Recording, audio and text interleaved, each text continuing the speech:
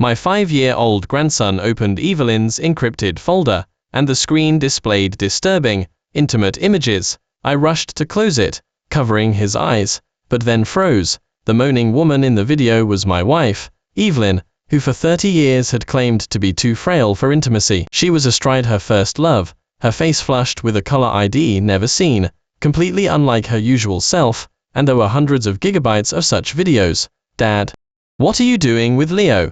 Sarah, my daughter-in-law, shrieked as she returned home from work. Only then did I snap back to reality. Fumbling to close the video, she picked up my grandson, glaring at me with disgust. I thought a man from the countryside like you would be an honest person. I never expected that at your age, you'd enjoy watching such things. Evelyn is usually such a refined person. She let out a disgusted sigh, hugging Leo and heading back inside. I, however, remained lost in the profound shock of what I had just seen. The place where Evelyn had been sweating in abandoned passion in the video was her private on-call room at the hospital. She used to say that our home was too noisy for her to review patient files, so she preferred to do it there. She also claimed the on-call room was public property, so she couldn't give me a key, only opening the door for me when she called me to clean it. The sheets they had been sweating on were the new ones I had changed just 2 days prior. Sarah always worried that her doctor mother-in-law was being bothered by me. Unaware that Evelyn had never allowed me to touch her in our 30 years of marriage, the specialty health supplement in the kitchen exploded with a bang, and only then did I remember the tonic I was brewing in my hurried attempt to turn off the stove. Hot water splashed onto the back of my hand, making me gasp in pain. Evelyn was from the north, but for some reason, she believed people from Guangdong were known for unique dietary habits, and she insisted I stew various health supplements for her every day. This went on for 30 years. The bubbling supplement spilled all over the floor, a chaotic mess, much like my marriage. Brandon, my son, clicked his tongue at me the moment he walked in, before even taking off his shoes. Dad, how can you not smell this strong burning smell? You can't even manage this one small thing I ask of you every day. Only my mom could tolerate you for so many years. When we got married, Evelyn told me she had a weak heart, and doctors advised against intimacy. She had originally planned on never marrying, so she adopted a son and gave him her last name. She never expected to meet me, an orphaned young man from the countryside. I was 5 years younger than Evelyn, and we were introduced by someone from the hospital's logistics department. The matchmaker was a friend of the cook at the restaurant where I worked. She said, "Drive. Evelyn is a cultured person, beautiful and kind-tempered. What's a little intimacy in bed? You'd even get a son for free and save on formula money. How great is that deal?" That era was far less open than today, and just hearing the words intimacy in bed made my face burn with embarrassment. Evelyn was indeed beautiful and cultured, and as a cook from the countryside, I always felt I wasn't good enough for her. But the matchmaker said, "Doctor, Evelyn says if you agree, you can get married this afternoon." I wasn't good with words, so I just blushed and nodded in agreement, stuffing the jelly I had bought but hadn't dared to eat into 2-year-old Brandon's pocket. Later, I learned she was in a hurry to get married because her father had suddenly become paralyzed and needed care. For years, I took care of all household matters for her and Evelyn's father, and raised Brandon as my own son, having been accustomed to hardship since childhood. I simply felt that any difficulty or exhaustion was just par for the course for my own family. Brandon had no blood relation to Evelyn, but their bad tempers were strikingly similar, and he was always impatient with me. My son frowned, looking at the blisters on my hand from the burn. "You haven't done much and you're already asking for payment. Honestly, if you had half of Uncle's capabilities, my mom wouldn't be so exhausted all the time." Hearing Arthur's name made a lump form in my throat. He was refined and wealthy, 50 years old and unmarried, a doctor. Arthur, whom patients and colleagues alike praised endlessly. He was the deputy director at Evelyn's hospital, and her college first love. He was also a frequent guest at our home. I always felt sorry for him, all alone, eating only in the hospital cafeteria. So I often invited him to eat with us at home. He and Evelyn had endless patient files to discuss, and I occasionally listened out of curiosity, but would frown. "What are you, a cook with only an elementary school education, doing butting in?" Arthur would smile and pat Evelyn's arm, saying soothingly, "Learning should be for everyone." He smiled warmly, but his eyes held a hint of disdain. Then he would rattle off a bunch of medical jargon, asking if I knew what it meant, and then, seeing my blank face, he'd smile with pity. "Never mind, this content is too complex." He was like a false benevolent saint, looking down on me, a country simpleton. Later, I knew my place. and stopped intruding on their discussions. Besides, Evelyn absolutely hated it when I interrupted their conversations. Once, I brought a tonic to the on-call room uninvited, and happened to walk in on her and Arthur discussing a patient's case. Interrupted by me, she immediately flew into a rage. Do you have no concept of private space? Didn't I tell you to announce yourself before coming? Can't you learn about boundaries? If you don't understand anything, just stay home and don't embarrass yourself in public, okay? At the time, I only felt that being scolded in front of Arthur was embarrassing. Now that I think about it, he's the one who should be ashamed. Evelyn and Arthur, the despicable couple, looked utterly disgraceful in the video. Not only was the specialty health supplement burnt, but dinner was also delayed. Though didn't say anything, her face darkened considerably as she scrolled through the food delivery app. Leo is so young, and he has to eat takeout. I am speechless. Brandon quickly tried to comfort her. It's just once in a while, it's fine. Those words, however, hit a nerve with Sarah. Brandon, what do you mean by that? Leo isn't your biological son, so his well-being has nothing to do with you, right? You work hard all day, and when you come home, you can't even get a meal. When I visited my mom's house, did she ever make you order takeout for yourself? Her words were clearly meant for me to hear. Brandon, who had intended to mediate, got even angrier after that scolding. Dad, look at my mom and uncle. They are 5 years older than you, yet they are still working, full of vitality. How are you only 50 and already like a complete waste? Could it be early onset dementia? If you really can't do anything, tell us soon so we can find a caregiver. I don't have time to take care of you. Brandon never held back when he spoke. He always said, I take after my mom. I am direct, but I saw how respectful he was to Uncle, speaking in soft, gentle tones. He even claimed, Uncle isn't a crude, uncultured person like my dad. He's from the South, and I am afraid my loud voice would disturb him. For the first time in my life, my face darkened. I scoffed. You two order plenty of takeout even when I make dinner. Brandon, you call me useless. What useless person gets up at 5 every day to prepare clothes and breakfast for your mom, then drives to your home to deliver your meals?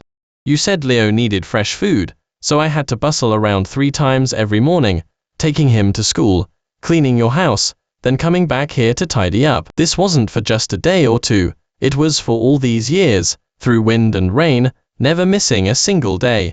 Which of the things you enjoy has nothing to do with me? Yet in your eyes, I am just a useless person. Brandon waved his hand impatiently. Isn't that just what he's supposed to do? You don't work, you don't earn a single penny, and you still have the nerve to take credit. We call you Dad, we call you Grandpa, that's already out of respect for you.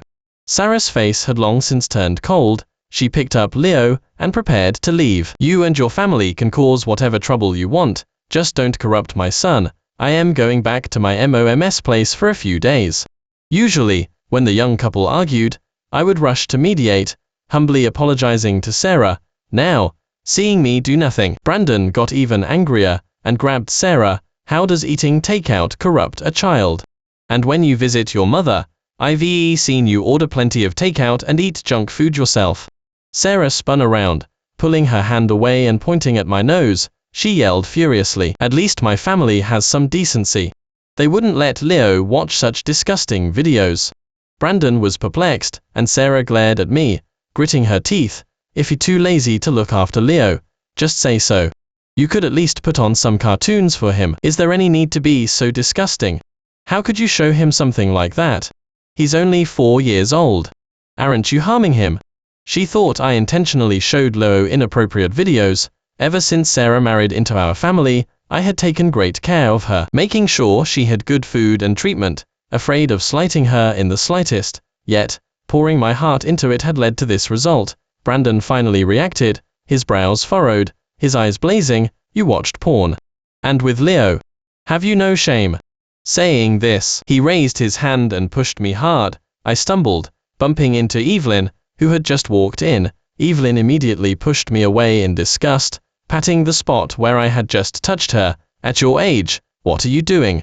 I was kicked back to where I was like a bull. After all these years of marriage, she had always claimed to have a weak heart, and never let me touch her. Even when I tried to hold her hand or hug her, she would mercilessly refuse, calling me vulgar. Brandon immediately reported, "Mom, Dad is being disrespectful in his old age. He was watching a dirty video with Leo."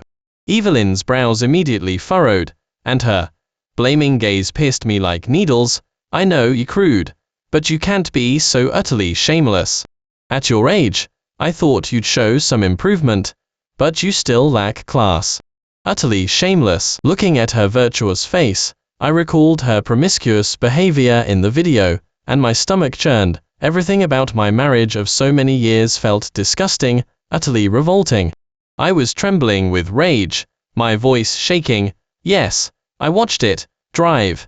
Evelyn was starring in it herself. Sarah, holding Leo, slammed the door and left, cursing our family, saying we were crazy as she walked away. Brandon pointed at my nose and cursed me, saying I was crazy, that I was deliberately trying to destroy his family, and that he would disown me after they left. Only Evelyn and I remained at home. I stared at her, and for a moment, I expected her to be shamed into anger, or perhaps break down in tears and repent, but she just gave me a cold glance. "William, your biggest problem in this life is that you don't respect other people's privacy. Who gave you permission to mess with my computer?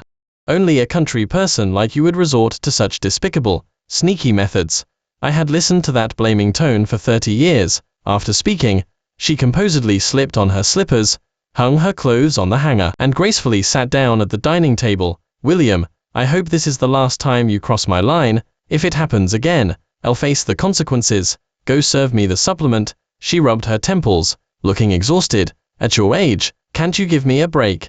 Later, apologize to Brandon and admit your mistake. Look at you now, you're acting like a crazy person. You've scared Leo." In that moment, something in my mind snapped. My chest felt tight, my hands and feet were ice cold, and even breathing became difficult. I walked step by step towards her, incredulous. "Evelyn, you shameless tramp, getting involved with Arthur." Before I could finish, Evelyn stood up and slapped me hard, her eyes wide with fury. Amidst the loud ringing in my ears, I only saw Evelyn's mouth opening and closing. "William, do you have to say such horrible things? It's not for you to judge whether I am a tramp. Absolutely crude and vulgar." The slap was incredibly forceful, half of my face swelled up, and I tasted blood at the corner of my mouth. "Evelyn, you lied to me for 30 years. I poured my heart into this for you, and this is how you treat me." Evelyn looked at me as if I were trash. With a wave of her hand, she swept everything off the dining table onto the floor. "What did I lie to you about? I told you from the start that I couldn't be intimate with you, and you accepted it yourself. All these years, you, a stinking cook from the countryside, went from starting from nothing to never worrying about food or drink. Isn't that all thanks to me? Without me, could you live in this spacious home? Would you be respected by others when you go out? And now you're getting greedy. Anyway, you accepted that I couldn't satisfy your physical needs, so whether I did it, and with whom, what does that have to do with you? William, I really don't understand what you're trying to do. Didn't I already give you this month's money?" I was trembling all over, as if I had been thrown into an ice cave. I had thought this was the home I had painstakingly built, but in her eyes, I was just a housekeeper paid a few thousand a month. Evelyn was a clean freak. Seeing the mess on the floor, she picked up her things and left. "I am going to the hospital for my on-call shift tonight. Clean this place up before I get back." I called out to her, "Evelyn, I want a divorce." She scoffed as if she had heard a joke. "William, do you watch too many TV dramas when you have nothing to do all day? If you divorce me today, tomorrow you'll be a dog sleeping on the streets. Don't you care about your own reputation at your age? At least think about the children." She adjusted her collar and turned to leave with an air of nonchalance. Evelyn had long been accustomed to my obedience and devotion, believing I couldn't survive without her, but she didn't know that before I met her, I, an orphan, had lived just fine on my own. I had nothing to begin with, so what was there to fear losing? The countryside folk often said, the proverb "good people are often taken advantage of, but karma will eventually catch up." Evelyn, "I'll get what's coming to you, sooner or later." That night, I packed my things, and went straight back to my family home in the countryside. In those 30 years, Evelyn had never once visited my family home in the countryside, so she naturally had no idea how spacious and bright it was. Even when I was busiest these past few years, I always made time to come back twice a month, and clean and tidy it up inside and out. Whatever needed fixing was fixed, Whatever needed replacing was replaced. Though it was an old house, it was very comfortable to live in, having grown up without parents. I, more than anyone, knew the importance of always keeping a backup plan. Besides, all these years, I'd always felt I had married above my station, fearing she'd get angry and just abandon me one day. I never expected that in the end, I would be the one to leave on my own. The next morning, Sarah was the first to panic. She habitually walked out of the bedroom, but didn't see the steaming hot breakfast on the dining table, Brandon's shoes, carelessly kicked off, and lying twisted on the floor by the door, silently protested my strike. I was sitting in the backyard garden of my family home, drinking warm oatmeal, when Brandon's call came in. "What time is it? Where are you? We're going to be late for work. Do you know that? Leo is waiting for you to clean him up." I mimicked their mother-son tone, and clicked my tongue. "Someone's eating, and talking about butts. Do you have any manners? And your mom is supposed to be a cultured person." My son paused for 2 seconds, then exploded. "We're starving at home, and you're out there eating yourself." For years, I had been like a housekeeper, making sure they enjoyed the best of everything every day, while I was left with just leftovers. After all this time, I finally made myself a decent breakfast, and it felt so good. Suddenly, I felt that living alone was quite nice. I didn't have to consider anyone else's tastes. When cooking, it was much more relaxed. "I am divorcing your mother. From now on, I'll stay with her." I bit into my fried egg, and the golden yolk oozed out, paired with the fresh greens from Frank's house next door. It tasted better than anything I'd made for them in all those years. "Divorce? Are you crazy?" Brandon yelled, his voice hoarse. "It's bad enough you don't earn money for the family, but can you stop causing trouble all the time? We're all very busy. We don't have time to play games with you." From the other end, Sarah yelled, "Brandon, get over here and clean up your son." I chuckled twice. "I hear it. Is certainly busy. I am pretty busy too. Don't contact me unless it's important from now on." Then I hung up the phone. I don't earn money, but I don't spend much either. I always believed that a happy life meant having enough to eat and drink. These past few years, I was busy, taking care of them, revolving around them, all day long, and frankly, I didn't feel that happy. Leaving home, my life became peaceful, and I had much more time. In less than half a day, I had tidied the backyard garden, even clearing a small plot of land to plant some vegetables. I even had time to listen to Frank next door curse out those rotten people, for me, which was crude but satisfying. "You spent all these years serving that ungrateful pair. How much time was wasted? 30 years is enough to grow how much food? From now on, we can't bother with those beasts, worse than pigs and dogs."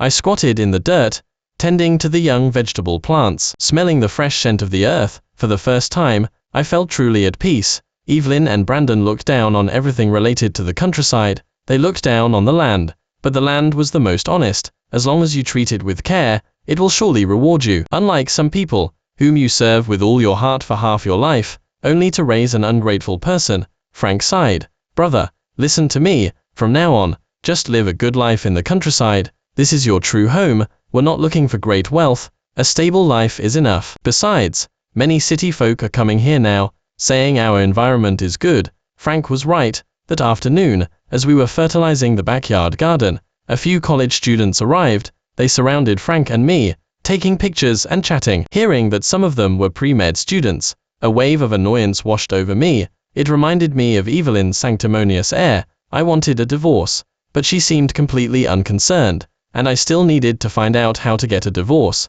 Suddenly, it started pouring rain. Seeing the children soaked to the bone, I invited them inside to take shelter, and boiled them a pot of ginger soup. The children thanked me profusely, and I remembered that in all my years of serving Evelyn's family, not a single person had ever said thank you to me. As I stood lost in thought, my phone rang. Evelyn's cold voice came through. "Iron my trench coat in the closet for me, and bring it to my on-call room. I need to wear it tomorrow." The rumble of rain could be heard from her end of the phone. It seemed to be raining in the city too. "Are you handicapped? Can't you get it yourself?" I retorted. I could feel her impatience through the phone. "Are you deliberately trying to pick a fight? How can I go back to get it in this heavy rain? It's late. Don't disturb the children's rest. You can take the bus and be here in an hour." She was about to hang up, But then a man's voice came through. Tell him to bring you that blue silk scarf, otherwise, hell take a red one. Not knowing any better, it was Arthur. Hearing his voice made my hands tremble with rage. I was afraid my words wouldn't be crude enough. Evelyn, are you afraid of getting wet? You and Arthur, one lying down, one riding on top, and you'd be home.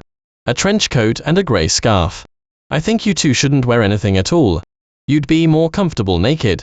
There was a deadly silence on the other end for a few seconds. Evelyn's voice trembled with fury. William, you crude and vulgar thing. I scoffed. Who isn't crude? Doctors act so respectable, but behind closed doors, worse than animals. Go on, you two. Or maybe I'll record a video of you and send it to all your patients. Evelyn shrieked. William, don't push your luck. Who do you think you are? If it weren't for me, you'd still be washing dishes in a kitchen. Know your place. If you keep acting out, I might actually leave you, and then you'd be begging to cling to me again. I gripped the phone, wishing I could crawl through it, and spit at her a few times. Let that scumbag Arthur cling to you. I am divorcing you for good. You despicable pair. For so many years, I had been so careful, never using such coarse language. Usually, I was afraid that every word I spoke wouldn't be refined enough, or that I'd say something wrong and make her look down on me even more. I used to think she was a cultured person, and that being with a crude man, like me, was a burden to her. Now I finally saw clearly. What cultured person? What medical professor? They are both halfway to the grave, struggling just to get out of bed, yet still obsessed with what's between their legs. No different from animals in heat in the countryside. People are truly strange. Some things, once you see them clearly, there's no going back. Now, just thinking about Evelyn made me feel disgusted. After cursing her, I didn't give her a chance to retort and immediately hung up. Hanging up first felt so satisfying. I turned around and saw the college students sheltering from the rain, all staring at me in silence. Only then did I realize how loud I had been. This old, broken phone was Sarah's cast off to Brandon, who then passed it on to me. The earpiece volume was incredibly loud, and Evelyn always said I had no manners, so I always answered calls cautiously, afraid of startling anyone. The students had heard the entire conversation. The room was so quiet you could hear a pin drop. After a long moment, Chloe, a female student, quietly asked, Uncle, are you getting a divorce? Several young people looked at me with wide eyes, as if they had witnessed something unusual. Liam, a male student, raised his hand. Uncle, we're law students. Maybe we can help you. I had heard of law school, but I was too embarrassed to talk about such shameful matters. Frank slapped his thigh. What's there to be embarrassed about? They are the ones who did the immoral act, and they are the ones who should be ashamed. What does it have to do with us? To my surprise, Brandon and Sarah came to my family home the very next day. They were carrying 2 boxes of a specialty health supplement, the kind that had been gathering dust in a corner of their kitchen. I was cleaning the chicken coop in the backyard garden. As entered, she instinctively covered her nose, then quickly lowered her hand and forced a smile. Dad, she nudged Brandon, who reluctantly called out, Dad. Then he habitually started criticizing me. Honestly, why do you insist on coming here to suffer when you could be enjoying the good life at home? What's the point? I pointed to the long bench in the backyard garden. Say what you need to say. Sarah was the first to speak, with a conciliatory smile. Dad, we've come to take you home. Leo misses you so much. He keeps asking for Grandpa. I lowered my head, fiddling with the chicken feed. I am a crude person, not fit to raise a child. Let his grandma take care of him. Brandon clicked his tongue impatiently. That's enough. If my mother-in-law wasn't in the hospital, who'd bother coming to find? Sarah gave him a sharp pinch. Watching their interaction, I scoffed. So, you can't find anyone to serve you now, can you? Hire a housekeeper. Brandon rolled his eyes. You say that so easily. Do you know how expensive a housekeeper is? You can't even get one for $10,000 a month. So, he did know the value of this work. I shook my head. No need to come looking for me. I already told you, I am divorcing your mother. Brandon shot to his feet. Don't get too full of yourself. If my mom really leaves you, who would want an old, poor thing like you? Frank, who had been listening from behind the wall, couldn't hold back anymore. He grabbed a broom and rushed over. You ungrateful person.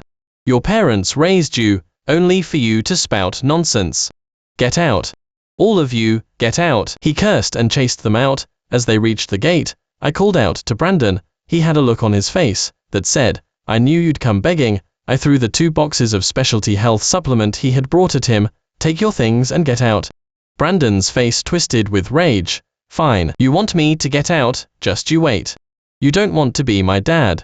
Well, I don't even want a useless dad like you. When I get back, I'll tell my mom to divorce you and marry uncle. Let's see where you'll cry when you regret it.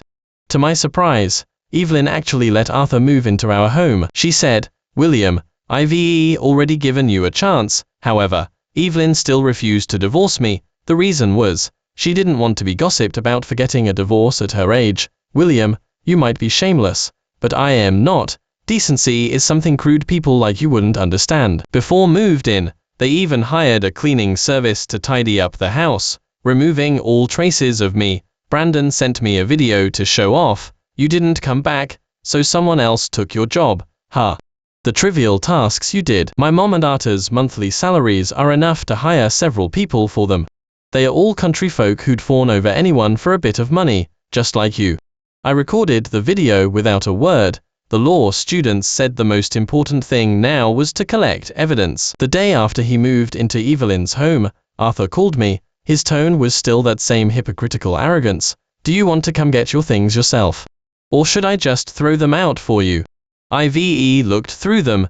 They are all low-class stuff. In the video, he was wearing pajamas identical to Evelyn's, and his eyes held disdain. I said I would come back to get them right away. As I boarded the bus, I called the police. Hello, someone is trespassing. When the police broke in, Arthur was lying on my bed. Why are you arresting me? At that moment, he was shirtless and pinned to the floor by the police, his usually arrogant face contorted. I am not trespassing. I am. He stammered for a long time before finally blurting out, I am the homeowner's friend. She invited me to discuss things with her. I recorded him on my phone and scoffed. Don't talk nonsense. My wife, Evelyn, is a medical professor. Her friends are all respectable people. What respectable person would dress like that to meet a friend of the opposite sex? Are you some kind of gigolo from a club? At your age, how are you still doing such things? Arthur trembled with rage. William, stop playing dumb. The police didn't buy it and immediately handcuffed him. This was my home. I had the property deeds and the marriage certificate. I was the male head of this household. Arthur had no immediate family, no matter how influential he was at the hospital. Here he was just a trespasser. The hospital leadership rushed over, frantic, simply unable to believe that the shirtless, disheveled man was the gentle and refined deputy director of their hospital. I feigned apology. I am so sorry. Drive, Arthur. I usually see you impeccably dressed and looking respectable. You came to my home so scantily clad late at night. I really didn't recognize you. Arthur gnashed his teeth in fury. William, this era advocates freedom of dress. I can wear whatever I want. Oh, I forgot you're a farmer and don't understand anything. But even if you are a farmer, you can't ruin someone's reputation. You must apologize to me. Apologize in front of everyone. I nodded humbly. Of course. But, Arthur, we need to clarify why you were here first. Seeing his nearly murderous gaze, I turned to the police. By the way, officers, I just looked, and it seems a laptop is missing from my home. Could you please help me find it? My wife has very important files on that computer. Evelyn rushed over upon hearing the news, and immediately started scolding me without a word. William, how could you do this? I know you're envious and jealous of Drive, Arthur, but you can't use such vile and dirty methods to frame him. Is simply wasting the officer's time. Doctor Arthur was invited by me to discuss a serious patient's condition. You truly going too far. Apologize to Drive, Arthur. Arthur looked perplexed, and Evelyn quickly comforted him. Don't be angry, he's just an ignorant country person. When the police asked about her computer, she visibly panicked for a moment, then calmly said, the computer isn't missing, it's in my office. My idiotic husband just likes being difficult and unreasonable. Officers, don't pay attention to him. She shook her head as she spoke, looking as if I had tortured her endlessly over the years. The police indeed found the computer in her office, but the videos had long since been completely deleted. Evelyn regained her arrogant demeanor and scolded me. One should have basic manners. I don't expect you to contribute anything to this family, but at least don't always cause us trouble, okay?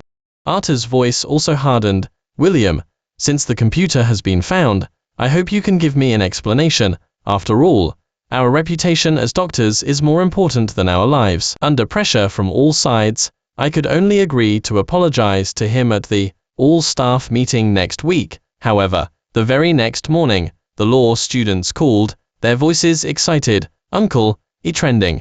Someone online revealed that I, the house husband, had reported a famous doctor for a late-night consultation out of jealousy and suspicion. They also said I was being unreasonable, slandering and framing him, and had sent a kind doctor to the police station. Arthur had excellent relationships at the hospital. As soon as this matter came out, medical staff and patients verbally attacked me. Everyone demanded that I publicly apologize to Arthur. Brandon also jumped in to fan the flames, sobbing profusely during an interview. Do you know how terrifying it is to have a suspicious and paranoid father? My mom is a good doctor at the hospital, and uncle is a highly respected expert. Just because my dad is insecure, always overthinking, he's harmed two good doctors dedicated to saving lives and healing the injured to this extent. I truly feel ashamed of my mother and of uncle's kindness to me. Having a father like this, I feel so helpless. Arthur even published an article on the hospital's official social media post. As doctors, we have a clear conscience before heaven and earth. It immediately won widespread praise. A reporter wanted to interview Evelyn, but she refused. I am just an ordinary doctor. I don't want to air our dirty laundry in public. I apologize to Drive, Arthur, on behalf of my family, and I will convince my husband to admit his mistake. Everyone at the hospital was saying that Drive, Evelyn, such a gentle and kind woman, was stuck with a husband as uncouth as me. Just as the public uproar was intense, Evelyn came to my family home, saying she wanted to talk. It was her first time stepping into my backyard garden. She snorted, looking at my carefully tended garden and kitchen. William, haven't you made enough of a scene? I am giving you one last chance. Come back with me now, and I can be generous, and not hold what happened against you. We can go back to living as we usually do. Arthur and I are both at this age now. We don't have the energy to argue with you. Come back. Arthur is much more magnanimous than you. He won't hold it against you. She looked around and then added, if it comes to that, I can make a concession. Arthur and I are already together. If you can't stand city life, we can put up with it and move in here with you. I looked at the impeccably dressed woman with silver hair before me, laughing at her shamelessness in sheer disbelief. Evelyn, are you suggesting I continue waiting on your family, and now I have to wait on Arthur too? You both in your 50s, pretending to be decent people, but behind closed doors, you act like wild dogs. Tell your lover to take a good look in the mirror and see your deplorable behavior. You want to live here with me? I'd consider it bad luck just for you to step foot in my home. Get out. This time, I didn't need the neighbor's help. I grabbed a broom myself and chased her out. Evelyn pretended to sprain her ankle and checked herself into the hospital. She even gave an interview, weeping pitifully, tears and snot streaming down her face. I've cared for patients for so many years, yet I can't manage my own home. Truly, the physician who cannot heal himself. Brandon called me. Are you trying to escalate this? If you refuse to be reasonable, I'll call the police and say you intentionally assaulted her. Do you think I can't get you arrested in minutes? Just as the online backlash was in full swing, I started a live stream. The law student sitting opposite me nodded. I calmly said, I am the country bumpkin everyone's been criticizing lately. Tomorrow, I'll apologize to Drive, Arthur, and it will be live streamed. After that, I ended the live stream. Brandon immediately sent a message. That's more like it. Now hurry up and come take care of my mom. I couldn't be bothered to wait on them. After all, I still needed to prepare thoroughly for tomorrow's apology.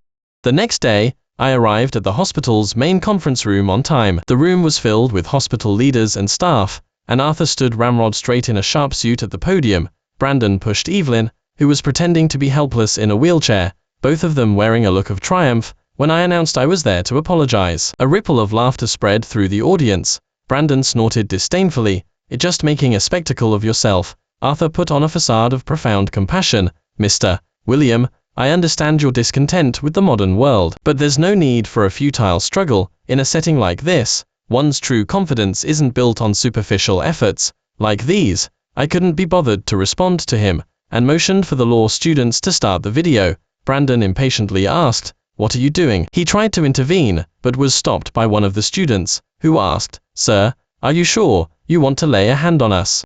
Evelyn quickly stopped her son. Her reputation was her biggest concern.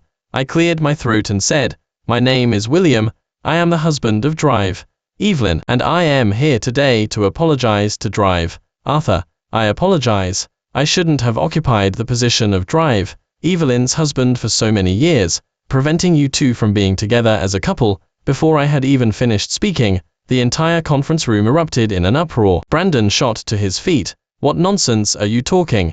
But the next second, the video displayed on the large screen was like a bucket of boiling oil poured over everyone's heads in just a few short seconds. Evelyn and Arthur's indecent acts in the on-call room left everyone in the room dumbfounded. As soon as I finished speaking, the screen began playing more evidence, surveillance footage from the hospital corridors, their intimate text messages, and their reckless conversations on the phone. The entire room fell into a deathly silence. Immediately after, everyone's phones simultaneously received a message, and everyone gasped when they opened it. The law students told me that although Evelyn had deleted things from her computer, they had found a way to recover all the records from the backup system. It turned out these two not only had a hidden affair, but had also committed numerous unscrupulous acts at the hospital. All the evidence pointed to one fact: they had used their positions to line their own pockets, and several medical malpractice cases had even been covered up. The crowd below the stage was first shocked, then began to murmur, and finally erupted into chaos.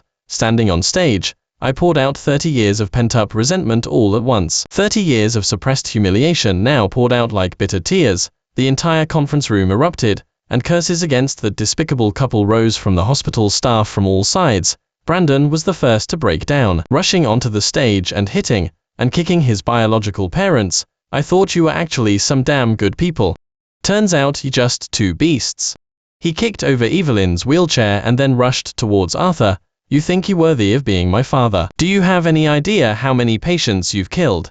Evelyn rolled on the ground, gripping her son's leg tightly. You ungrateful person. He's your biological father. Do you know how much I sacrificed for you two to be reunited? What was even more unexpected was Arthur suddenly erupting violently, kicking Evelyn in the head. It's all your fault, you wicked woman. You just had to record it for evidence. Evelyn clutched her head and howled. I lived as a nominal wife for 30 years for you, helped you deceive everyone, and now you treat me like this. The three of them scrambled and fought, and even the security guards couldn't pull them apart. Police sirens wailed, growing louder, and those three despicable individuals were handcuffed and taken away. Later, the incident became a sensation online. It turned out Brandon truly was Arthur's biological son. 30 years ago, Arthur and Evelyn were both interning at the city hospital. Evelyn was a nurse and fell in love at first sight with the attending physician, Arthur, but was already involved with another nurse back then, and had gotten her pregnant. Coincidentally, at that time, the hospital had a medical malpractice case, and the nurse's brother threatened revenge. Fearing his secret would be exposed, Arthur pleaded with Evelyn for help. I can give you a child, but this matter must remain buried forever. Evelyn thought she had him exactly where she wanted him, unaware that Arthur had long been in cahoots with the other nurse, and together they had pocketed a lot of kickbacks. To their surprise, that nurse died during childbirth, and her brother, enraged, found his way to the hospital and severely injured another nurse in the on-call room with a knife. That person was sentenced to 30 years, and only then did Arthur seek refuge with Evelyn. He had been hiding all these years, fearing that desperate ex-convict would come looking for him after his release. After this was exposed, the hospital immediately fired these two disgraces. An investigation team moved in and found solid evidence with every inquiry. Arthur had nowhere left to turn and could only hide at home, ordering food delivery. One night, as he opened the door to pick up his delivery, a hand firmly pressed against the door. Brother-in-law, it's been 30 years. Do you still recognize me? The person outside grinned grimly, the blade in his hand glinting coldly. Arthur vanished without a trace. I heard he owed a lot of money to loan sharks, and they don't care if you're a renowned doctor or not. Brandon was detained for assault, and his company fired him. Sarah seized the opportunity to file for divorce and took their child back to her parents' home. He called me from the detention center, sobbing uncontrollably. Dad, please come bail me out. I know I made a mistake. I did go, but it was to arrange the paternity test that should have been done 30 years ago. Through the glass, Brandon knelt and pleaded, "Dad, please don't abandon me. I have nothing left now, only you and my mom." I looked at him coldly. "Don't call me Dad. I can't afford to raise an ungrateful person like you. Besides, your mom never even bothered to get you adoption papers in 30 years. What claim do you have?" He banged on the glass like a madman. "You can't do this. How can you do this?" He was still screaming hoarsely as the guard dragged him away. Evelyn was feigning paralysis at the hospital. When she saw me, she began to soften her tone. "William, I agree to the divorce. Please just let me go. I'll hire a caregiver, and we can part ways." I took a hot towel and wiped her face, applying a lot of pressure. "Divorce? What divorce? With all your ailments, and hospital stays being so expensive, I'll have to take good care of you." Her face went pale then flushed. She probably understood my meaning. The law students said they would help me with the divorce lawsuit, and had even hired a lawyer. The lawyer listened to the whole story, and then asked me meaningfully, "Your wife is paralyzed, your son is jailed, and your in-laws are long dead. Are you sure you want a divorce?" I didn't understand at first, but later, while sorting through Evelyn's belongings, I found several property deeds and bank statements. I immediately called the lawyer. "I am not getting a divorce. I am going to take good care of her for the rest of her life." Evelyn was probably waiting for Arthur to come and save her. She waited for 2 months, then finally couldn't hold on any longer and passed away. I gave her a grand funeral, making sure everyone saw how dutiful a husband I was. But a piece of trash, like her, wouldn't find peace even in death. I flushed her ashes down the hospital's sewer, letting her remain forever in the place she loved most. Afterwards released, he came to find me a few times, crying and causing a scene, shouting, "All my MOMS money is mine." I just told him to sue me in court, provided he could first prove his relationship with Evelyn. He caused a ruckus at his workplace and was fired. When he tried to go back to his ex-wife, her family beat him up and threw him out. Later, I heard he racked up huge debts at a casino and had his legs broken. I sold the spacious home in the city and opened a small restaurant at my family home in the countryside. Every lunchtime, I only prepared one meal, and if I met people I clicked with,